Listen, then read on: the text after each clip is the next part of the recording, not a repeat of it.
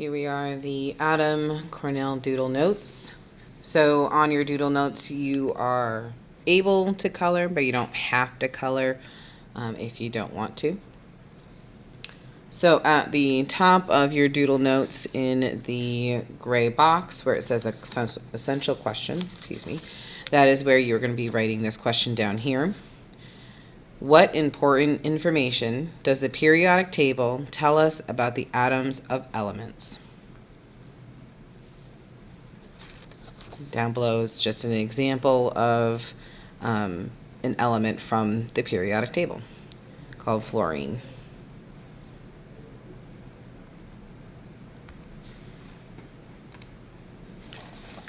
Right next to that gray box where you just put your essential question, there should be a word that says vocab, and it should have this little symbol of the bucket with the blocks in it. So the word is element, a pure form of matter that cannot be broken down into simpler substances. So typically when we say things like hydrogen or oxygen or neon, each of those by themselves, as long as you only have those atoms, is an element. So the hydrogen element, the oxygen element, and so on. All right, so underneath that essential question, you're going to see topic questions with this little circle dude cutting a piece of paper where it says the number 1. So under the number 1, you're going to write the question, what is an atom? In the space right next to it, you're going to write, an atom is the smallest part of a chemical element that can exist.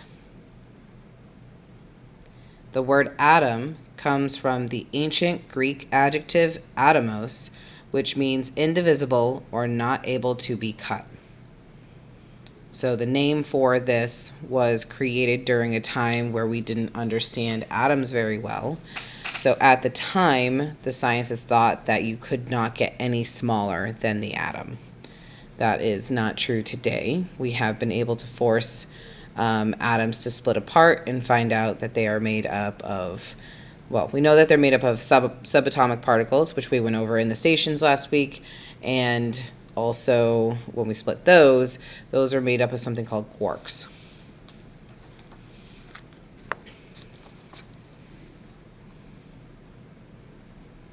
All right, so before we watch this video, and hopefully the audio will work when I play this video, what I want you to do is take a guess. So you're going to have my guess here, and then you're going to fill in the actual answers here when we watch the video. So, and it's okay if you get them wrong. It's just trying to figure out what you already know or think about atoms versus what the video is going to tell you. So the first one, if the atoms of a grapefruit were blown up to the size of blueberries, so if we take one atom out of grapefruit and blow it up, then the grapefruit would be the size of a, what do you think it would be? If an atom were blown up to the size of a football stadium, then its nucleus, the center, would be the size of. The density of an atom's nucleus is about the same as if you stuffed which of the following into a 1 foot by 1 foot by 1 foot box. Okay, we're going to watch the video now.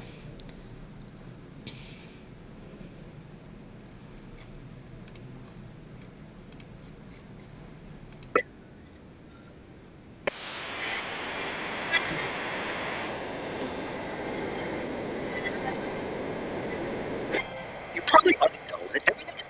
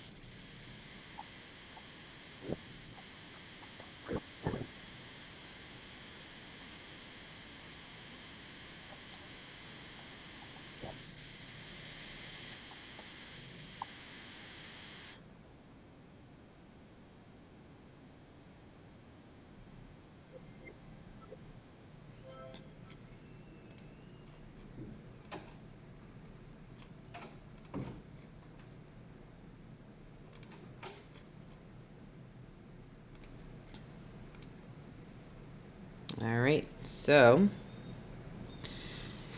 the answer to the first one, if the atoms of a grapefruit were blown up to the size of blueberries, and the grapefruit would have to be the size of Earth, so the letter F. If an atom were blown up to the size of a football stadium, then the nucleus would be the size of a marble, so the letter D. The density of an atom's nucleus is about the same as if you stuffed which of the following into a 1 foot by 1 foot by 1 foot size box, and that would be E, every person's on Earth's car.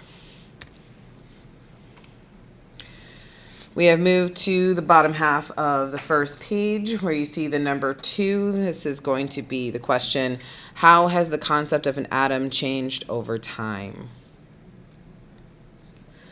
Right above the timeline, you are going to write, the concept of an atom has changed over time as more and more research has been done and theories have evolved. Analogies can help us understand the different models. In the first gray box of the timeline, you are going to write Dalton's theory in the year 1803. So this is when the first theory about atoms began. So the analogy here is a billiard ball. That atoms were uncuttable, and all atoms of the same element are alike. So all hydrogen atoms are identical, all oxygen atoms are identical, which we have found is not true. And at the time, they had no way to split an atom or to understand that atoms were made up of subatomic particles, so that is why they chose the name atoms.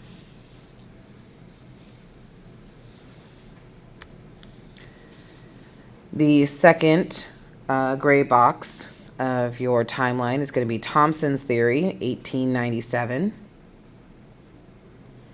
Under the chocolate chip cookies, where you're going to write, atoms are a positively charged substance with negatively charged particles scattered about. So at the time, they still thought atoms were a solid object of some kind, and in this case, that it was mostly positive with negative bits kind of attached to it, just like the chocolate chips of a cookie.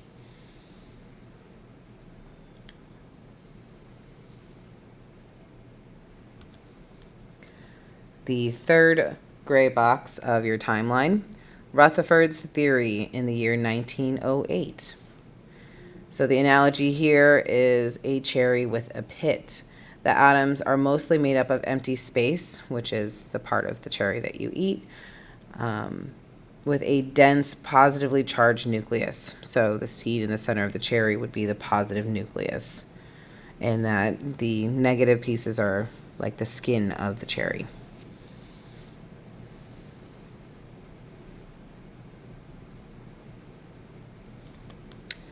The next theory, which is something that we still use when we are creating our models because it's a simplified version of atoms that helps us to understand what they look like. So this should be familiar, the Bohr's theory. So this came about in 1913.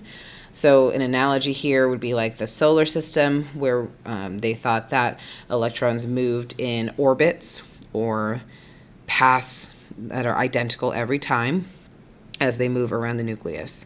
So in our case, we have a specific path that we travel around the sun.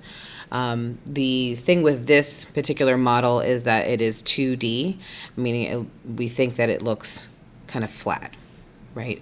That these atoms are disks, in which case they are actually not. And we're going to look at the next analogy for that. And it's the same thing with the solar system. Even though we draw it as the planets being in line with one another and the orbits being in line, in reality, we travel around in different directions. So the current theory is a cotton ball. So electrons do not move in orbits, but instead at high speeds to form an electron cloud. So it can move in any which direction it wants to, as long as it's staying a specific distance from the positively charged nucleus, and it creates this cloud because of how quickly it moves.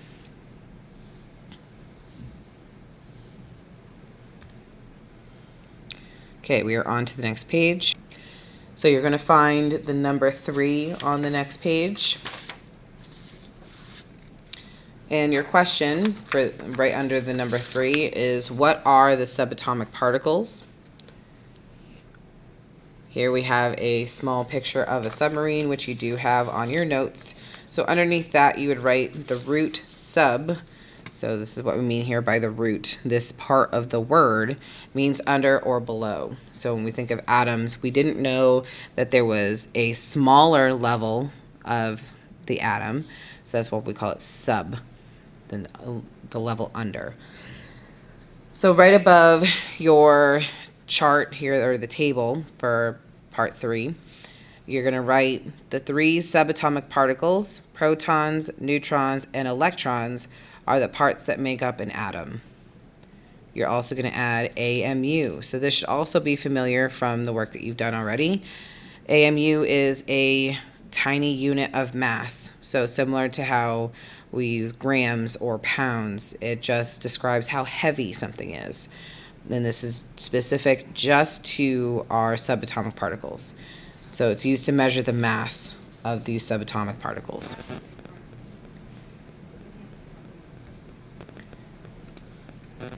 All right, so now we're going to fill in the table.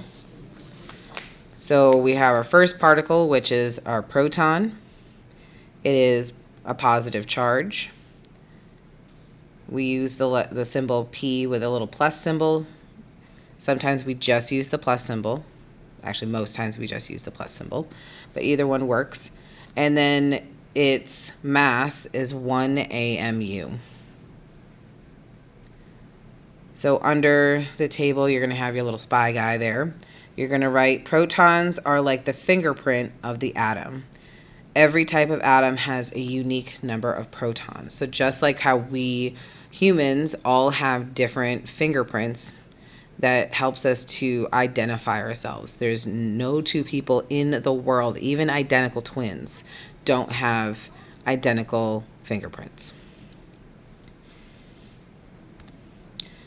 Next one is the neutron. So the charge is neutral, meaning that it's not negative and it's not positive. Its symbol is the letter N and a 0. Sometimes we just leave our circles blank, or we write the letter N in it. This one also has 1 AMU mass. So underneath the little elephant in scales you have on your notes, you're going to write, neutrons add mass to an atom, but they are neutral, so they don't add charge.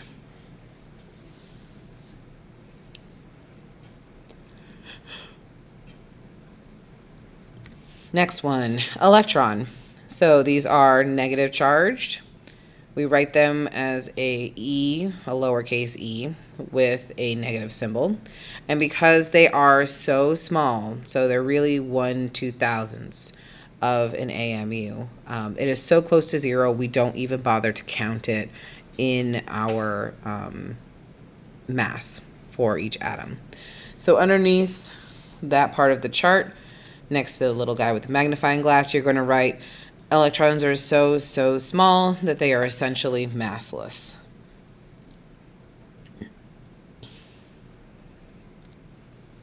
Okay, so now we're moving to the bottom half of this page. So you're going to find the number 4 and write the question, where are the subatomic particles?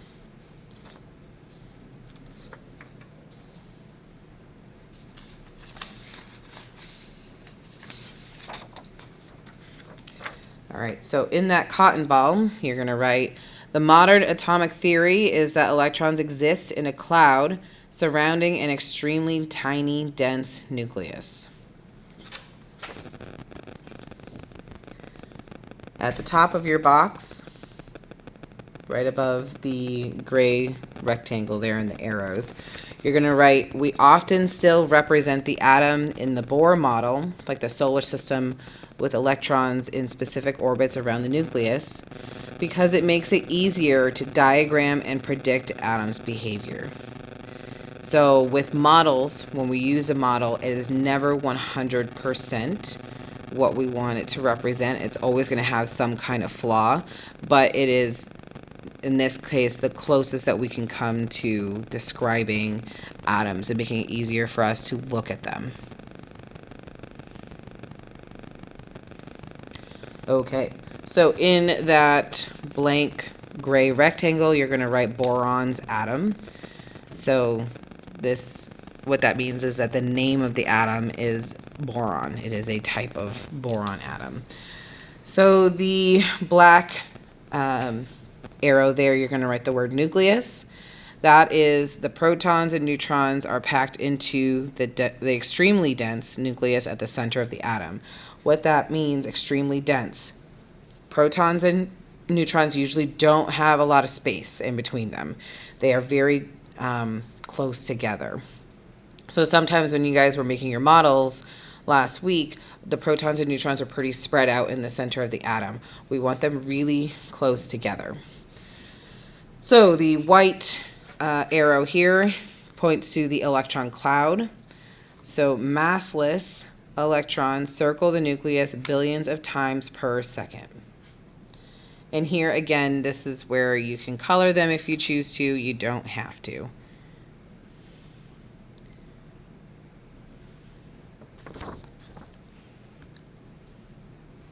Oh. And also you might see in the corner there, I think it'll be the question. It's not in the slides.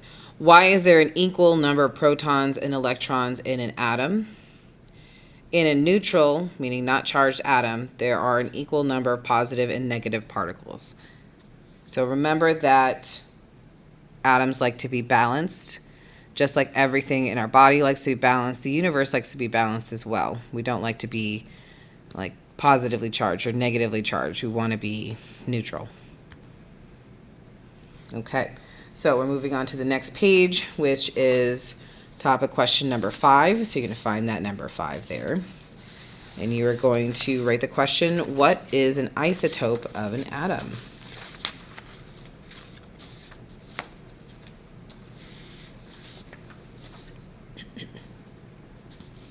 So across the top, above everything, in one single line, you're going to write isotopes are atoms of the same element that have different numbers of neutrons. So all of these here are carbon atoms, but they weigh different amounts. The mass is different. So remember, the protons are the identity. So we have 6 protons for every single one. That's why they're all called carbon. But their mass, their AMUs, are different because we have one extra neutron as we move along. So we're first going to look at carbon 12. Let me just check to see if they're on separate things here.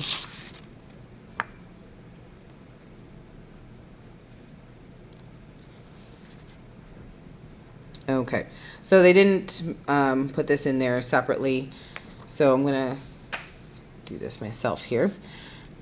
We're going to add in how many protons, how many neutrons, and how many electrons. So I'm going to do it for the first one, and then you guys will do it for the second and third. So right next to here, we're going to take a look at, here, I'll blow it up a little bit, how many protons we have. So we have 1, 2, 3, 4, 5, and 6. So here, this is where we're going to write 6p plus. Because remember, the p in the plus means it's a proton. So now we're going to look at how many neutrons do we have. We have 1, 2, 3, 4, 5, and 6. So we're going to go ahead and write 6 N0. And then electrons, we have 1, 2, 3, 4, 5, 6. Remember that first little orbit around can only hold up to 2. The ones after that can hold up to 8. So here, right next to it, we're going to write 6 electrons. Okay. So you're going to pause here, and I want you to write down the number of protons, neutrons, and electrons for carbon 13 and carbon 14.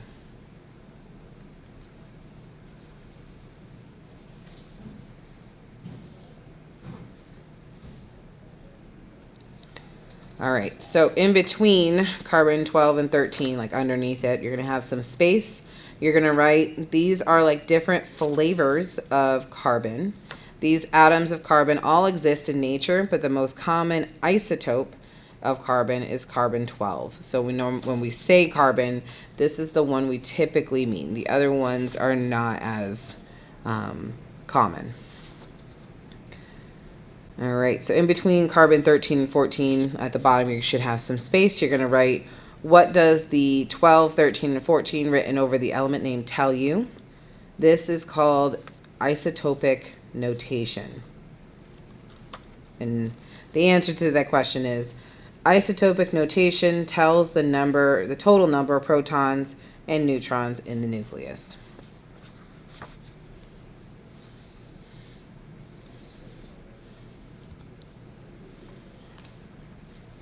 All right, so now we are in topic 6. So you're going to find the number 6 and write the question. What information do periodic table squares provide about elements?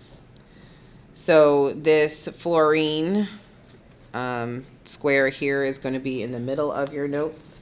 You're going to want to write small because there's quite a bit here.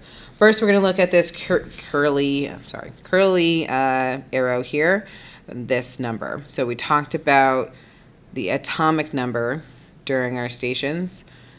So that you're going to write atomic number. What is that?